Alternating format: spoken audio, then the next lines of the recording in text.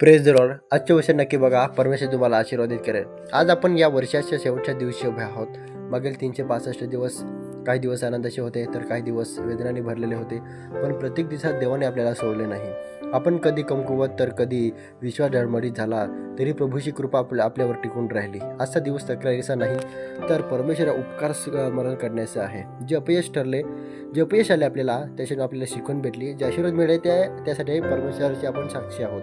आपण हे वर्ष देवाच्या चरणी आपण अर्पण करूया आणि येणारे वर्ष पूर्ण विश्वासाने त्याच्याकडे सोपूया.